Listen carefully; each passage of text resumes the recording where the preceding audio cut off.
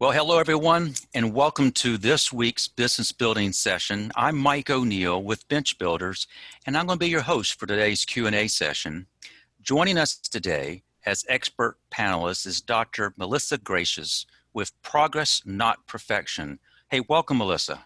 Thank you. I'm glad to be here. We also have my colleague Rhonda Beard again with us, and Rhonda's going to be updating us on what's happening in the real world out there and how that will likely be impacting employers. Rhonda, good to have you back. Good morning. Good morning. For those who are joining us for the first time, we launched these Q&A sessions to bring together experts like Melissa and Rhonda to help you as business owners, as key leaders, and HR professionals stay on top of what is important in order to do what you got to do to grow your business. To give you a little bit of sense of kind of the approach that we're going to take, the notes you see here is we really want to use this as an opportunity to hear from you. So what we want you to know is everybody who is registered will be getting an email, and that email will have a link to not only a recording of our time together, but also the slides that we're going to be using. And I think you're going to find the slides particularly helpful from today's session. But we very much want to hear from you. That is the Q&A format that we're going to be using. So if you haven't already, please open the chat box, and that is how we're going to be kind of interacting back and forth. I want to experiment with something. One of our past panelists, Kevin Monroe, introduced us to something. We're going to try something, and we're going to use that chat box really as the first time. And I like to use this to kind of ask a few questions of you, the participants. And so let me see if I can hit this and see if this is going to work. This is going to help Melissa and Rhonda kind of know how to gauge what they're going to be sharing. You should have a first question there, and I hope that is displayed there. We want to hear from you in the, I think, in chat box. First question, has COVID changed the percentage of time that you work from home? Has it changed the percentage of time? Please check either yes or no. And panelists, can you all do the same thing? Okay, we see how that's coming in. Good. And I can see some of you have gone ahead and answered questions 2 and 3, so feel free. It displayed all of them at once, so that's good. So the first question is, has it changed the percentage? And then it moves on. We're trying to get an idea of how much. Has it meant that you are now working 100% of the time remotely or something less? And then the question number 3 is, as a result of COVID, are you working less than 50% of the time? That gives an idea of what we have going on here. So it looks like, Melissa, Rhonda, it looks that 62% of the folks who've responded have said, yes, it has changed the amount of time they've worked from home. It's climbed now to 67%. It looks as if 73% are not working 100% of the time, but are working something less than 100.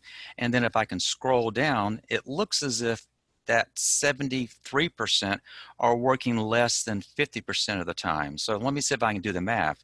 It would appear that the folks who are with us today is almost 3/4 are working less than half of their time, but a large percentage of the folks have been impacted by COVID, and that will help us in our time together this morning. So I want to end the poll, and let me see if I can move this out of the way so I can see what is I'm supposed to be seeing here. But what I would like to do, if you don't mind, is I'd like to kind of give you a quick introduction of our guest panelists. And Dr. Gratias is going to be speaking on productivity and working from home and lessons from the past. And let me give you a little bit of introduction of Melissa. Dr. Melissa Gratias is she's a productivity specialist, but she readily admits she wasn't born organized. But she became organized through years of both self-education and trial and error.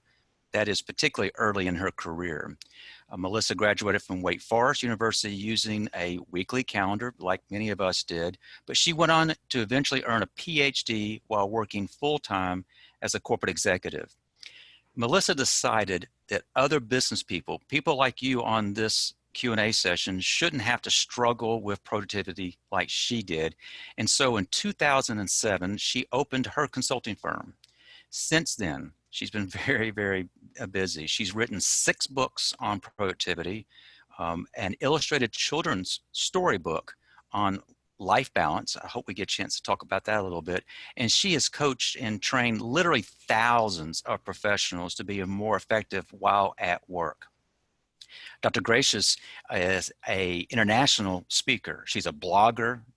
We know she's an author and a consultant, but she's also been recognized and been featured in Fast Company, on Inc.com, in Real Simple magazine, and on the Hallmark channel, just to name a few. So we're very excited to have Dr. Gratias with us, and I'm very happy to welcome Melissa, my friend. Good to have you with us today, Melissa.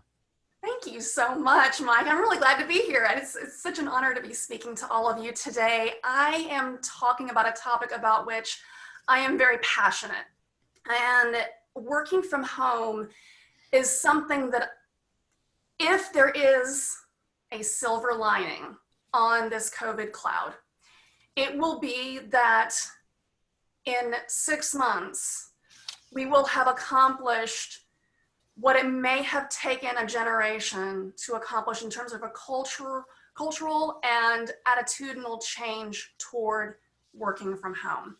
So there's not many silver linings on this pandemic cloud, but that may be one of them. I also believe, and we will discuss this later, that the pandemic is going to forever change how we educate our children.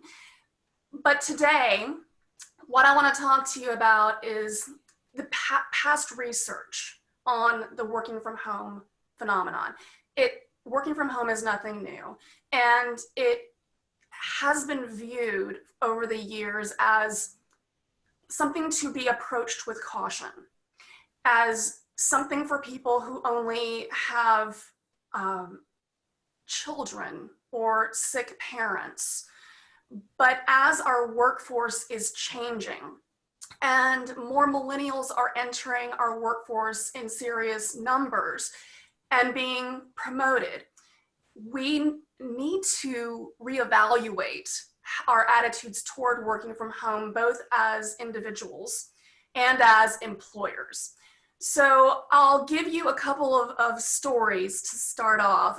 One is from my beloved, my husband. He is the chief medical officer for a healthcare company. Now, this is an organization that had already embraced the work from home phenomenon. They employ around 1,000 physicians, and the vast majority of those are remote workers. Now, why would his company have done that for so long? Well, it was a strategic advantage, because in order to recruit physicians out of practice, they needed to be able to offer these highly compensated employees something that they couldn't get elsewhere. So from a recruitment and retention standpoint, they employ physicians and say, you can work from home. Now, my husband started working for this company about 7 years ago, and he started off as one of those physicians working from home. And his claim to fame, I'm not kidding you here, was that for the first 3 months of his employment with this company, he didn't have to wear socks. I'm sorry. He was so proud. He was so proud. I have not worn socks in 3 months. So, and then, but if you think that workers who work from home are unpromotable, this is a case in point where you would be wrong, because now he's the top doc in the entire company. And he started out as a work from home worker.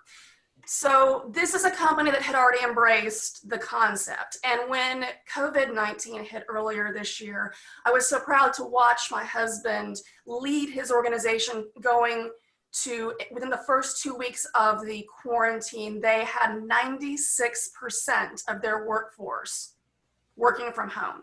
Even the big call centers, they had moved them out of the buildings and moved them to working from home. Within a month, it was 98%. So this is a company that had already embraced that, and they moved forward beautifully. By contrast, another client of mine is a law firm, large law firm in Chattanooga, Tennessee. And they are more slowly embracing the work from home concept. They have said that the partners of the law firm still must come in 2 days a week, but they have set up the paralegals and legal assistants and a lot of these support staff to work from home. A more traditional way of working, law firms are very traditional, but they are still finding that they need to morph.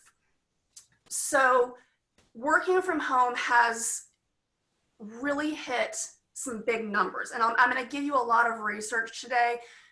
And here is the first. The first thing we know about working from home is, if my slide will advance, that would be excellent. All right, come on. There we go.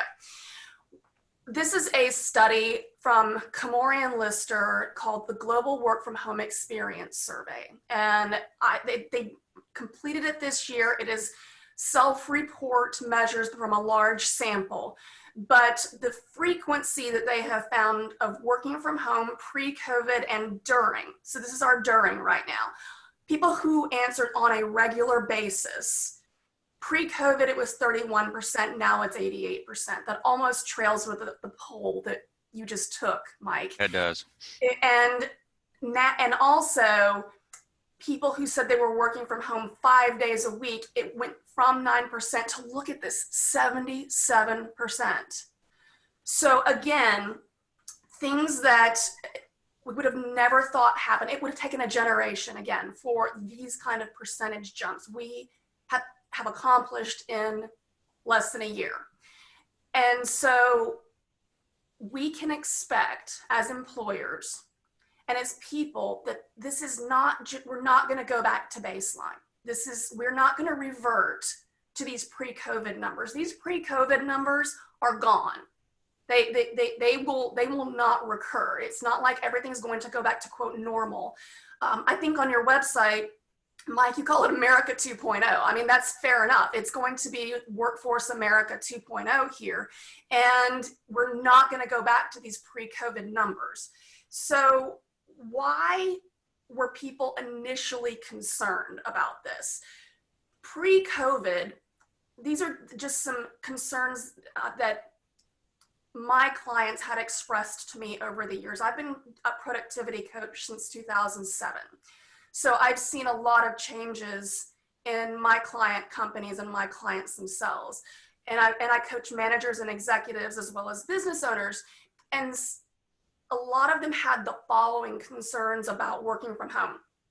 Now, time wasting, that if you work from home, if someone works from home, they will have more opportunities to waste time. That they will feel lower engagement because they are not as connected to their colleagues.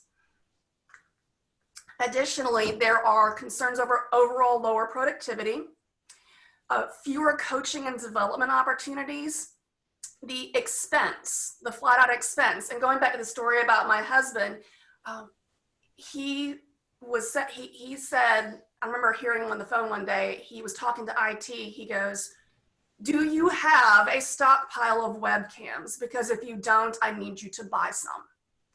And get those out, get your bulk discounts." So there is some expense in setting up home offices, dual screens and such. And there's the concerns they had was the importance of FaceTime. Now, there is still some beautiful things happen in was called MBWA, management by walking around.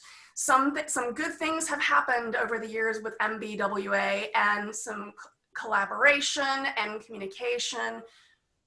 But that MBWA, by the way, was a management technique formed in the 1950s. It was a valid strategy. This was pre-email. This was when people were still typing up memos. So hanging on to MBWA as a method of management is not going to be as effective, of course, in a post-COVID world. Additionally, a lot of my executive level clients still believe in the importance of in-person monitoring, of that big brother watching phenomenon for performance management. So all of these things have contributed to concerns about working from home, which is why we didn't have that much of it before COVID, okay? That's why these numbers are on the low side. But now we have more. So even, were these concerns valid? Okay, so let's just say, these were our employer concerns. They thought all these things. Research has been done by some really great professors and people on the job to support the work from home phenomenon. First of all of this research on this slide was done prior to COVID, okay? So this is where we're trying to learn. It is a desirable employee benefit. In a day and age where our healthcare expenses are going up and up and up, and that is less of a benefit and more of a, oh goodness, what's gonna happen to us this year? Working from home is something that can be considered as a new benefit. And Gallup, who does tremendous amounts of research on employee engagement, says that engagement is actually improved by working from home. That flexibility is one of the highest ranked benefits by millennials. Now before, I'm gonna go ahead and put this out there. I hear a lot of unfortunate stereotyping of millennials, and some of the best research being done on millennials is being done by Dr. Jennifer Deal at the Center for Creative Leadership. Dr. Jennifer Deal at the Center for Creative Leadership. So if you really want to know about millennials, read her research in her book. What she has found is that millennials desire, above everything else, they want interesting work with good colleagues for fair pay and flexible working arrangements. I want that too. I'm in Gen X. So I'm not putting millennials out there as anything other than people who are willing to express the desires that we all have, okay? But they are the up and coming worker, and they are saying flexibility is one of the highest ranked benefits. And working from home is a way we can give that.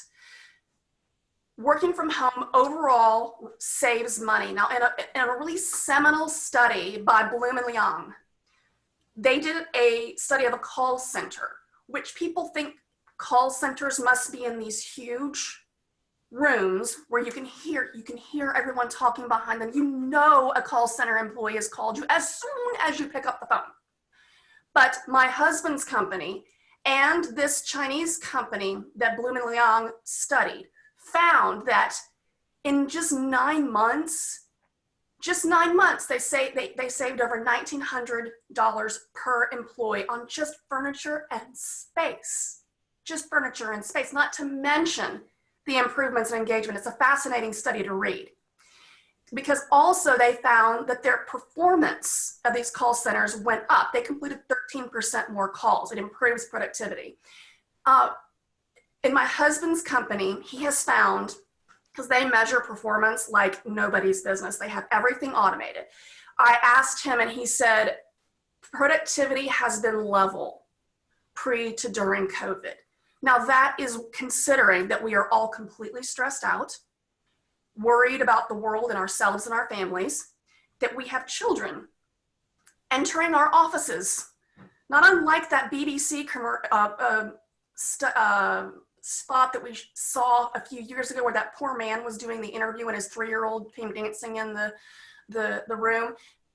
There's been so much going on, and yet in his company, productivity has been level. And he said that he thinks it's going to go up and up and up after the stress of the pandemic has passed, because their company will not be going back to pre-COVID levels. They're not going to be like, oh yes, we can pull all these people back. No, they will be changing how they work. So we have all these concerns, but research shows that a lot of them are not supported by data. So we need to learn from this. Now, I got an email from a client of mine at a very traditional manufacturing company and it's a company with whom I've worked for years. And this client sent me an email and said this: "What was once impossible is now mandatory." And what he was referring to is that he had been asking to work from home for years, and it was deemed impossible. Can't do it. We can't make that work. We can't possibly have people working from home in this organization. What was once impossible is now mandatory. So here we are. We have had this tremendous culture and attitude change toward working from home. What can we learn from it? I've picked out 5 lessons. And Mike and Rhonda, if you want to pipe in here at any moment, please do so, because I would love for this to be a conversation. And anybody who has a question in the chat box, Mike, just read it out to me if you wouldn't mind, okay? I'll be happy to. Thank you. Wonderful. All right, lesson number 1. Working from home is a cost-saving practice. Okay, working from home is a cost-saving practice. Komori and Lister found 2 things in their recent research this year. Desks are vacant in offices 50 to 60% of the time.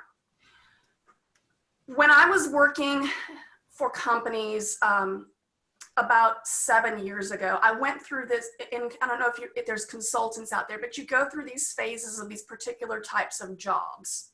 And one of the phases that I went through was helping companies relocate and improve productivity during and after the relocation, doing things very strategically to improve productivity and making the office relocation not so much about the space, but about the people. So and the way we measured at that time with those projects, cost savings was per square foot cost of Class A office space. So we saved hundreds of thousands of dollars. Well, with desks that are vacant, 50 to 60% of the time, I want you to picture the square footage of a vacant space, of a vacant cubicle, of a vacant office, and picture the cost of that. Every time that it's vacant, that per square foot per month cost, you continue to pay that.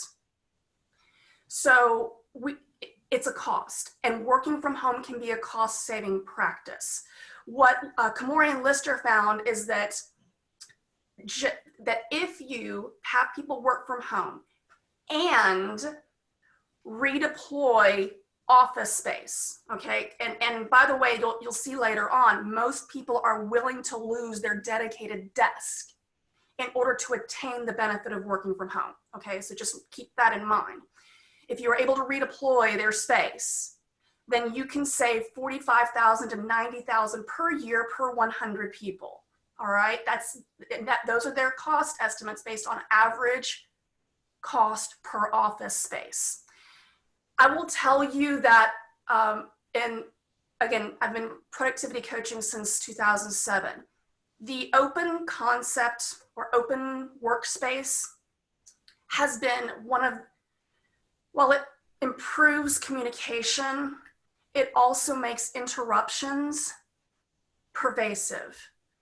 People just feel they are so unproductive. Whether that's accurate or not, people, I'm gonna say it, hate open concept workspaces because they can hear everything going around them. Everybody's talking over the cube walls. There's no delineation of space in some instances, and it's everybody walking around and talking to each other. People in those types of environments would be very, very happy to have a couple of days at home per week to do focused work. And that way, the space needs could be contracted considerably, is cost saving. Really, the technology to set up a work from home space is not huge. And most of us have already invested that because of COVID. These technology needs are very doable. What you need is some telephony changes, just to make sure the phones ring in the right place. Most people need either what my family teases me that I have a Jumbotron. I have this ginormous, I love my huge screen. It's just the best. They either need a Jumbotron screen or they need dual screens. And I'm not talking about open up your laptop on the side. I'm talking about legitimate dual screens, because laptop and desktops, it gets really confusing and you lose your mouse pointer about 30% of the time. I made that number up. But multiple screens, chat programs keep people connected to their coworkers, even if coworkers are not in the same building as them, and video equipment. Like my husband called IT and said, buy webcams in bulk, because if the webcam is embedded, by the way, in the laptop screen, you have to have your laptop open, which makes things complicated if you have a docking station. So I recommend employers, by the way, to have a separate webcam that they can hook onto the top of their Jumbotron. So, but the technology needs are very doable. And most of these technology needs have already been made right now. People have been set up to work from home. 77% of workers right now are set up. So if we're going to take advantage of that sunk cost, we need to start changing how we conceptualize desk space. If we do that, then work from home is a tremendous bottom line cost saving practice. Lesson 1, cost saving practice. May I echo something just so you know? We've been very fortunate to have some great expert panelists, but 2 of the points you've made have been made prior on our webinar series. One of them, we had Beverly German. Her firm specializes in outfitting office environments, and she basically said the exact same thing. The cost savings to do what we're talking about are real. Now, there is some offset. For those who are at work, they have to retrofit their workspace, but at the same time, so that has been stressed. And then you mentioned the importance of technology, chat programs. Christina Hooper, who was also a prior panelist, introduced us to something that we were not using then, and that would be Slack as a means of communicating back and forth. So be comforted in knowing that what you've shared with us so far has already, we've heard from other experts saying the exact same thing. However, you did introduce me to a new term, telephony? Telephony? How do you say it? Telephony. Telephony. Okay, I can't wait to use that sometime today. Telephony. Absolutely. All right, absolutely. Thank you. All right, sorry for interruption. I'm here for you, Mike. Thank you. All right, so all in all, even with the retrofitting, working from home can be a cost-saving practice. And this is something that employers will keep in mind over the next 3 to 5 years as they relocate and remodel existing offices. It's not going to happen overnight, but I think we're done with the days where in every company, everyone has their dedicated workspace with their nameplate on the outside. We need to be more nimble and flexible with our work. So if you take it from a holistic standpoint, over time, working from home is a cost-saving practice. Could I ask a question? This came up from our friend Lulu Copeland, Yes. And I hope I'm reading what she's saying here, and that is she had observed, like all of us, how unproductive people can be in terms of people's time pre-COVID. In your experience, now that COVID's in place, there is a percentage of folks who are at traditional work. Do you have any sense of what's happened to their productivity now that they probably don't have as many people around them as those distractions you refer to? The clients that I have worked with who are remaining on the job, they are saying because it is a ghost town around their workplace, they are still being productive.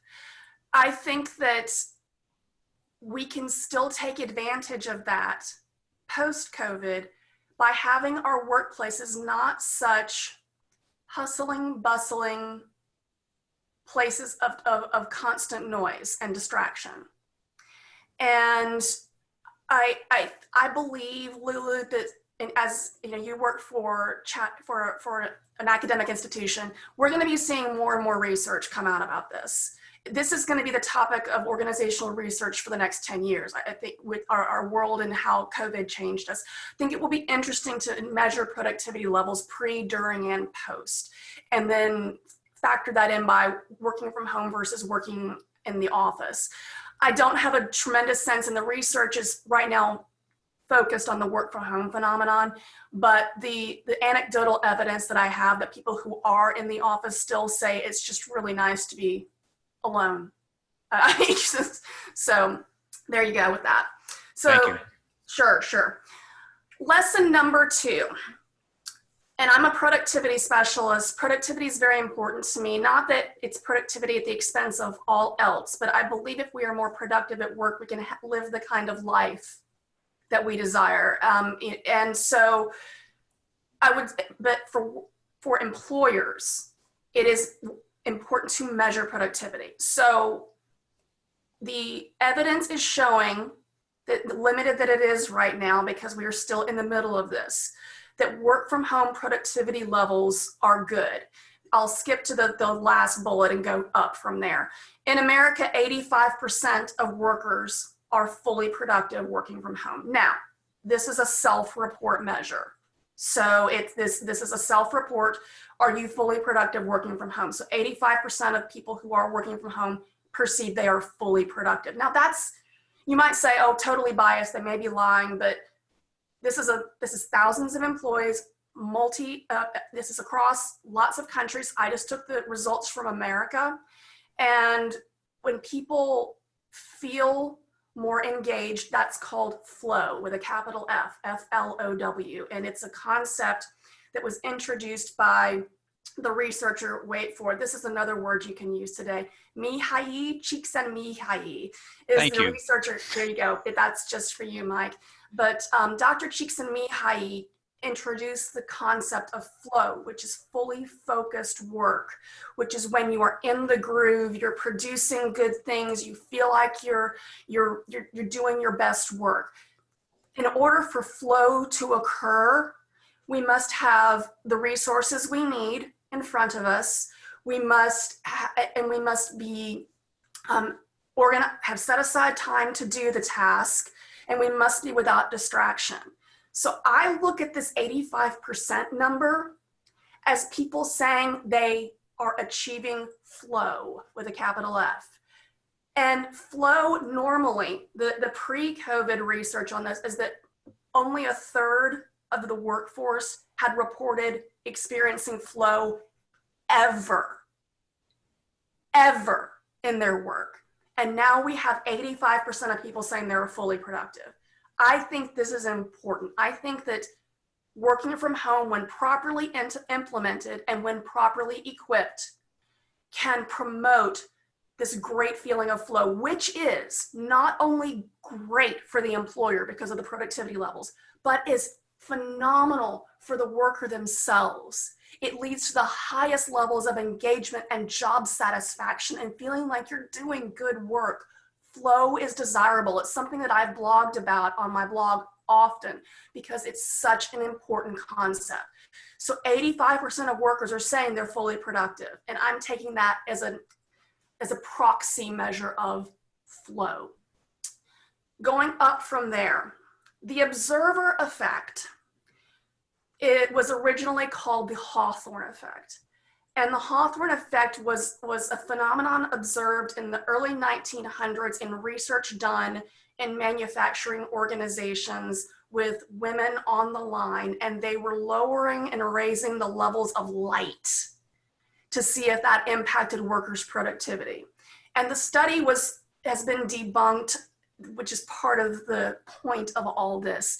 And what they found is that no matter how low they made the lights in this manufacturing organization, the women on the line were working faster and faster and faster and faster and faster.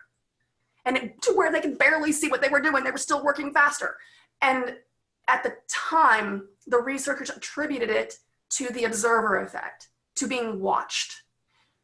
Now, more modern researchers have come back at this and said, observer effect is temporary. People eventually adapt to being watched and they go back to baseline productivity levels. So by Big Brother watching, you may get a temporary spike in productivity, but it will go back to baseline because people adapt to their circumstances. Additionally, so the observer effect, watching people as a way of performance management, is temporary.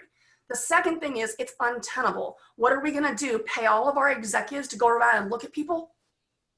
I mean, that's not what we pay executive level rates for. We pay them for their strategic thinking and for moving our organizations forward, not watch. We don't pay our managers to watch people.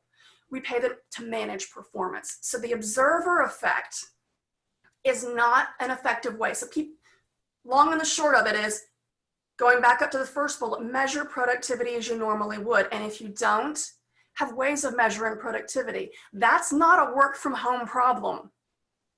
That problem, Rhonda, I think you'll agree, if you have no way of measuring productivity, you're going to have that problem if everybody's in the office, right? Yeah, well, you can't always measure productivity in an office either, so.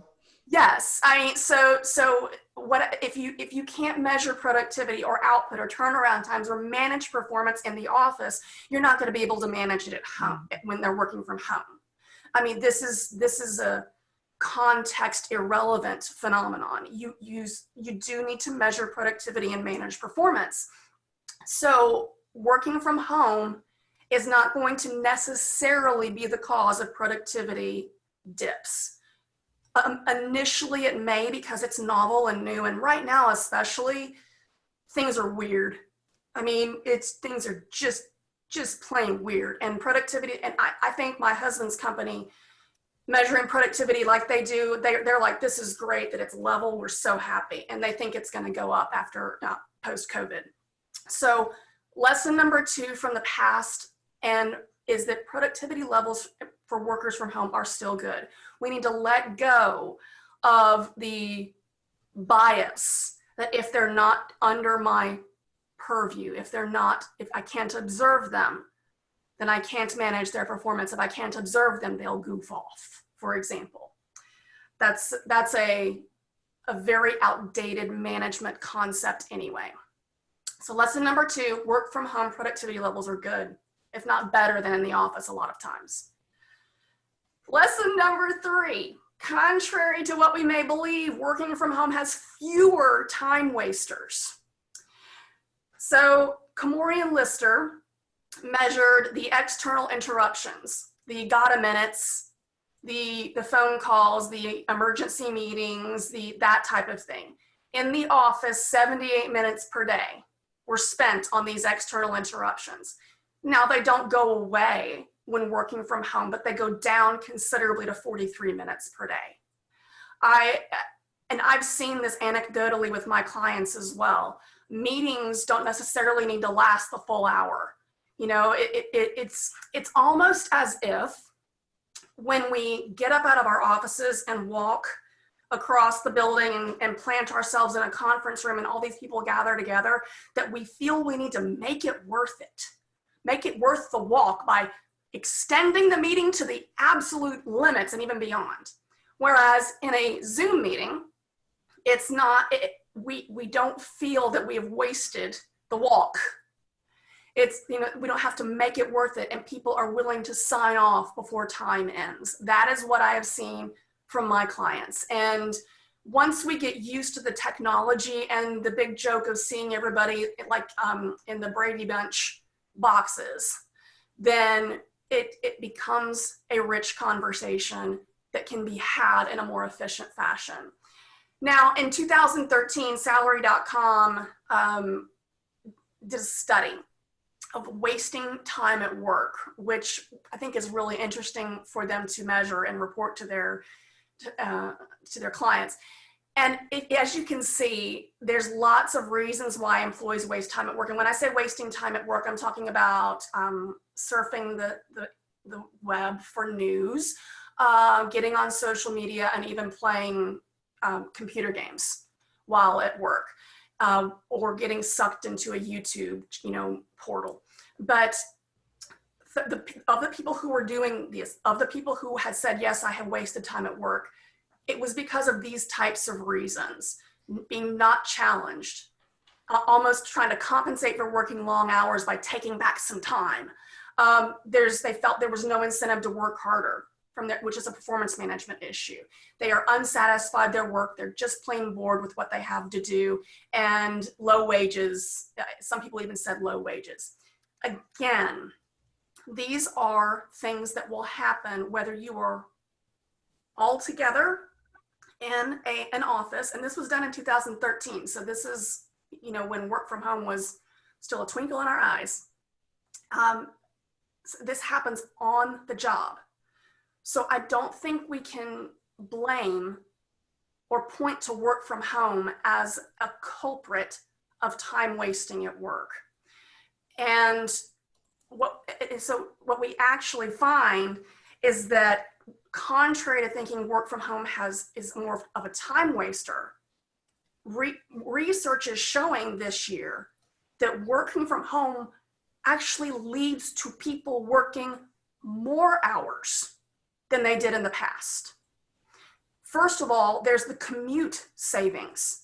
Rescue Time says people are on average saving almost an hour a day. And think about, I grew up in Atlanta. That would be more like 2 hours, 3 hours a day. And Kamori and Lister found that people are using almost half of their commute time as additional work time. So what was once spent on the road, half of which is now being spent on the job. So more work hours. Also, there are fewer and shorter meetings. Meetings are a lot of times, from what I hear from my executive clients, I'm in meetings 80% of the day. I'm in meetings 80% of the day. Now, executives, that will happen. The higher you go in our organization, the more meetings you will need to attend. But when you are working from home, even as an executive, you will have 1 to 5 hours per day of savings, of time savings, meetings being shorter, meetings being fewer. And because we get into a rhythm of meetings, they almost become a social event when everybody is together in a building. So fewer and shorter meetings. Rescue Time has found they're decreasing now. And I would put forth that that doesn't necessarily result in less communication, but it's more efficient use of meeting time and more thoughtful called meetings, just putting more thought into calling meetings. So that may be Pollyanna of me. I'm sure there is some loss of communication, but generally fewer and shorter meetings, if the time is appropriately used, is a good thing and allows for more productivity and work hours. Melissa, you mentioned using the time appropriately. I hate to do this, but I'm looking at what we've got time-wise, and we've got some questions coming in. So I know you've got at least another point. I'd like to get some of these questions while we're together today. Please do. So go ahead. If you have, I know you had at least another point. You had 5 lessons. Thank you for the nudge. I appreciate it. Lastly, on more work hours, although we are having a blur between work and home hours, people are able to work more hours when they just have to commute to their home office. Kamori and Lister have found that people working from home are not burning out to the same extent that people are working from the office. People working from home have greater perceptions of well-being and balance. All right, last lesson. Working from home, and this is the reality, is not for everybody. It's not for everybody. Kamori and Lister found that self-discipline is a big predictor of work from home success. I would put forth that if you use a validated personality test, such as the Big Five, that has a personality factor called conscientiousness, that could measure people who are more likely to be successful working from home. I would also put forth that although we are likely not to go back to the 5 days mandatory working from home work week post-COVID, we are going to be having more people want to work from home, probably about 2 days a week on average. And workers are willing to give up their assigned workspace to be able to work from home. But lastly, I think that it's important to note that in addition to high levels of conscientiousness and wanting to work from home, allowing people to self-select into the work from home experience, having a dedicated home office is also very important and supported by research to improve productivity levels. So thank you so much for letting me go over a bit on time, and I would love to answer some questions. Well, let me do that. Let me go back to our screen here, and I have to reopen up my chat box to get to those. So let me, I may go kind of in order. Sure. Carol asked, you've got new employees. Hiring is going on, so there's need to onboard them. Your advice on how to onboard someone when they're going to be working remotely, does that not present a whole new set of challenges? It presents a whole new way of thinking about onboarding. Mm. And one of my client companies is doing some major hiring right now. And they have reconfigured their onboarding process. They assign a buddy to the new employee that is also working from home, someone that is their point of contact if they have technology or someone in a similar position. They have an onboarding buddy. They have moved all of the training that used to be done, the onboarding training that used to be done in a room with a bunch of people looking really bored. They've done it online, made it more interactive and a more modern approach. It can be done as long as we make sure that the infrastructure is in place for this person to have connection to others in the organization, to person to whom they're reporting, and to peers who can help answer their questions. That's what I've seen happening. And it's going quite well for that organization.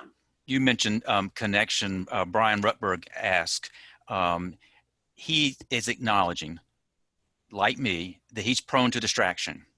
And that is, he's asking, what specific suggestions do you have to help him, to help me, help others who have the same issue, stay focused when you're in a familiar environment like working from home and not get distracted by all the things that need to be done around the house that you've been putting off? Well, okay, I'm laughing right now because this is going to be a shameless promotion of my free webinar. I have put a free webinar out that it talks about mitigating interruptions. Interruptions are caused by two things: the external interruptions, as I mentioned in the slides, that are decreasing, and internal interruptions. And I have put together for that purpose a 35-minute free webinar that if you'll just email me, you see my email address on the last slide, I will send you the link for it, that talks about how to mitigate those internal interruptions. And I'll go ahead and give you one tip from that webinar. The Pomodoro method, if you've never heard of it, is a method of using timers and dedicated sprints of productivity to help you feel accountable and motivated toward doing things without interruption. And I go over the Pomodoro method, and you can look it up also online. It's a great way of keeping yourself on track in the midst of all these thoughts that are going through your head. I need to check the laundry. I need to empty the dishwasher. The Pomodoro method is giving yourself permission to focus solely on the task at hand for these 25 minutes intervals of sprints that are punctuated by 5-minute breaks in between, during which you are permitted to go check the laundry, to go empty the dishwasher, that type of thing. I think the Pomodoro method is a wonderful way to work, especially when you're working from home. Very helpful.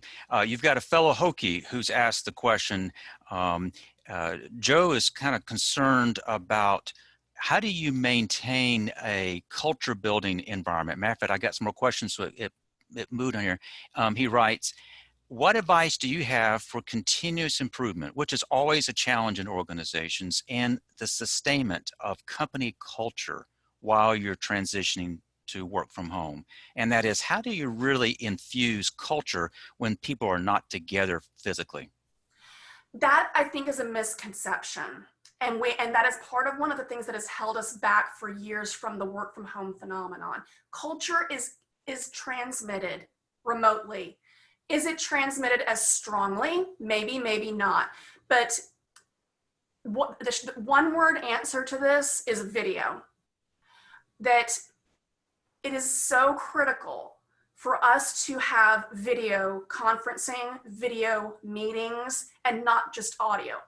We've seen the YouTube parodies of conference calls where everybody's beeping in and talking over each other. Having the video and the Brady Bunch screen, boy, I'm really aging myself with that, but the Brady Bunch screen of all the faces, that allows for the nonverbal communication, that allows for the transfer of culture. I've seen, my husband's company has been doing this for years, and they have a very strong and robust company culture. It can be done remotely. But video is required, in terms of technology and intention, and making sure that people are paired off and people are getting the appropriate attention that they need in a remote distance environment. Thank you. We have about 5 minutes left, so I want to squeeze in a couple more things. One more question I'm going to ask you, Melissa, and then I want to ask Rhonda to speak, and that is, you mentioned the Gallup poll. Yes. And I know this is conjecture on your part, but what do you think is going to be Gallup's findings as a result of more people working from home in terms of how happy they are in their job? Well, the best predictor of the future is the past. And in the past, Gallup has found that working from home leads to higher engagement. So I think they're going to find higher engagement levels in an organization. And I will tell you, in one of my client companies, they use the Gallup employee engagement survey in their company. They did it, they compared it 2019 and just finished 2020. Wow, what a time to do an employee engagement survey.